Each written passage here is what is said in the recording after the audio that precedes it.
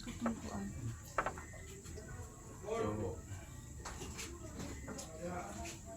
karon niya daw ang ato gayud niya gisaulog mao ni Passover ang gitawag na pag saylo itong gibuhat sa atong Yahuwa sa mga Israelita kaniadto sa pagluwas niya sa mga Israelita sa Taliban sa Egypto. So ako ni hinumdum ninyo natin tanan nga kining mga appointed times na himo na to karon nga ato may pagkamot sa pagsunod dili ni usa ka komedya, dili ni usa ka ritual lamang, kundi kini usa ka sugo sa atong amahan nga walaan, atong sundon o kung hinaot ninyo nga inyo ning timanan pag-ayo, inyo ning sulod sa inyong mga kasing-kasing na nanikamot ta sa pag-sulod bisan dili pa na ito ma-perfect na yun, pero ang atong pagbubuhaton mao ang pagpaningkamot sa pagsunod. So mao ni ang adlaw sa Passover din ang atong Mesiyas ipatay aron mahimong pagtubos sa kasalanan sa mga katawan. Dili lamang ang iyang gibuhat o sa ka Passover lamb sacrifice, kung dili tanan nga sakripisyo na nagtabo sa unang panahon nila Moses sa Torah, sin offering, tanan nga offerings na ginabuhat sa mga pari kaniadto sa panahon nila ni Moses o gibuhat sa atong Mesiyas sa iyang kamatayon. Mao nang namatay siya, mao nang ang 3 days and 3 nights tungod kay iyang kumplito ang tanang mga sakripisyo para sa kapasayloan sa sala sa mga tao. Ang sala nga dili tinuyo, pero ang mga sala nga kanang tinuyo walay labot sa dugo nga giula sa atong Mesiyas. Kaya ang kamatayon walay labot ang mga tinuyo nga siya kaya nakabalo na ta nga dili mayo kabalo na ta nga sala nga ato pag yapong gibuhat walay labot na sa di makamatyan sa atong Mesiyas. Okay, so hinaot nga ato ni masabtan. So kini atong buhat karon nga Passover akong basahon pagpahinumdum alang kanato tanan labi na ni medyo kung anak ang inyong mahinumduman ang gibuhat ni Papa nga pagsunod alang dili lang sa akong kaugalingon kundi alang sa tibok nga panimalay, alang sa mga henerasyon pa nga moabot. Hallelujah. Ug ako naghinaot na sa inyo kanang tanan nga akong mga ibuhat ng mga pagpahinumdum sa tanang mga kaigsunan inyo ang tanan sa nga tan-awon mga videos, mga panahon sa silenti sabat, tanahon sa bunda ninyo dili unta na mulambo o dili unta na mugahom ang kanang spirit of sana na familiarity, spirit of familiarity dili unta na mo magdumala sa mga kasing-kasing aso para na asinungir na kung dili inyong itik nga ang tanan nga akong mga gipanudlo para sa ato tanan para ganin sa masako ako mismo nga ako yung magsulti human ako may upload, ako mismo mutanaw ug balik, ako tanaw ng balik tungod kay na ako mismo audience sab ko sa ako mga panulti. So mao ni akong gipanundo sa inyo. So karon proceed ka sa atong Passover. Ako sang kasama ng Exodus chapter 12. Okay. Chapter 12 verse 8 ko magsugod. Ini ang gingon sa kasulatan. Niya itong gagawin na ilang kaunon ang unod. Nga inasal uban sa mga pan, nga walay patubo, o sa mga utanon nga pait. Ilang kining kaunon.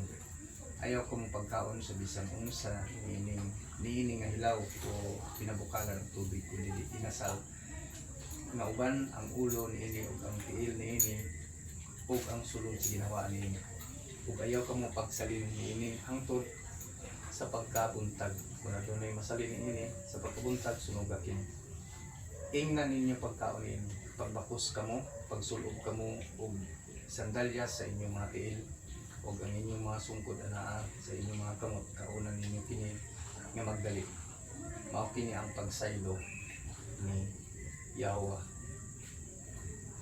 kay mulatas ako ni anang gaghiuna sa yuta sa Ehipto o pamatyo nako ang tanang kamagulangan sa yuta sa Ehipto tao man nako bukman ako ang tanang Dios sa Ehipto ako si Yahweh ang dugo mao'y unyay ilhanan alang kaninyo diha sa mga balay nga inyong ipuy-an ug kung makita nako ang dugo mo saylo ako paninyo ug walay katalagman nga maabot kaninyo sa diha nahampakan ako ang ito.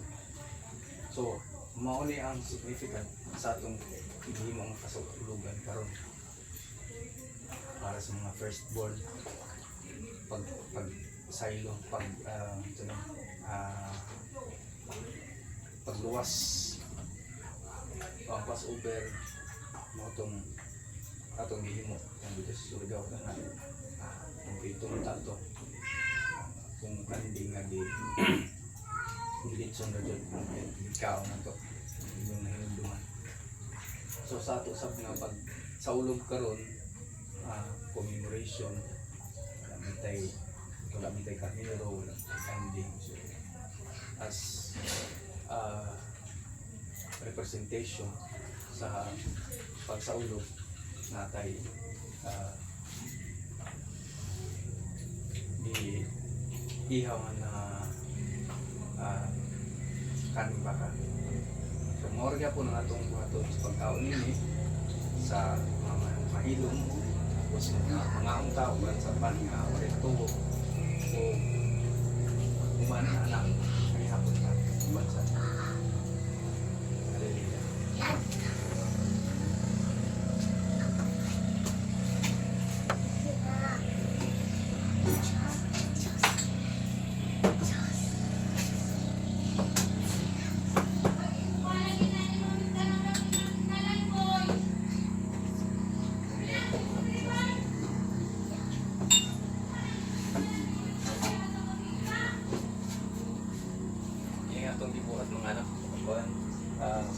Kasubukan dyan ni nga sugo sa itong mga nga wala sa walay katapusan o basar ko niya.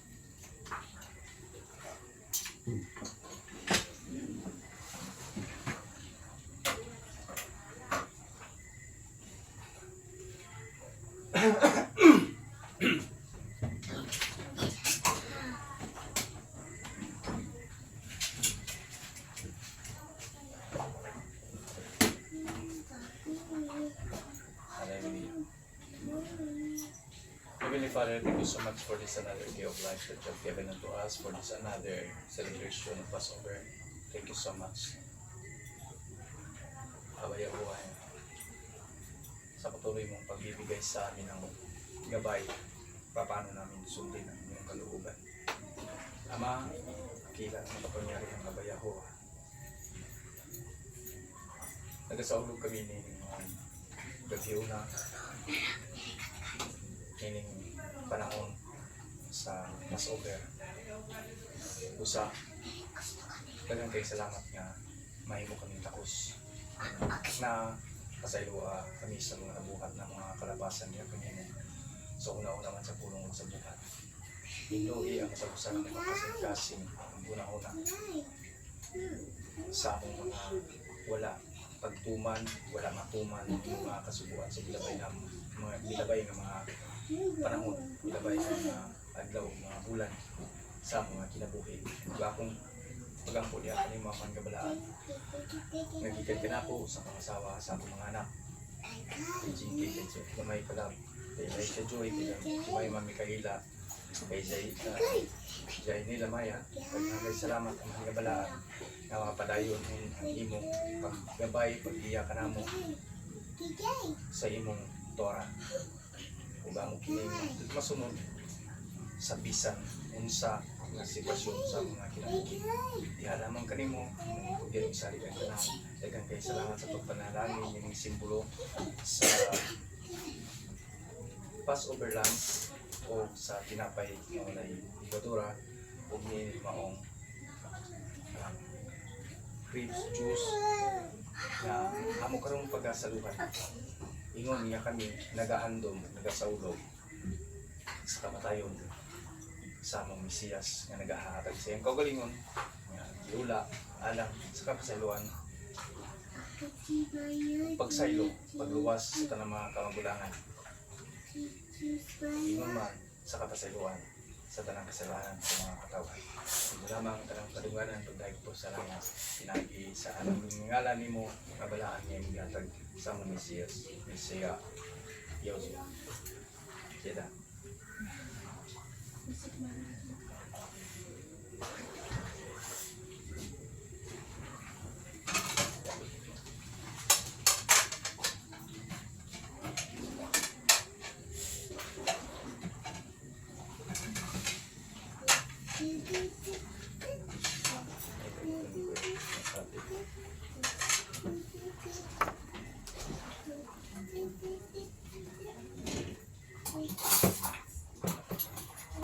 Ano ginamot ko?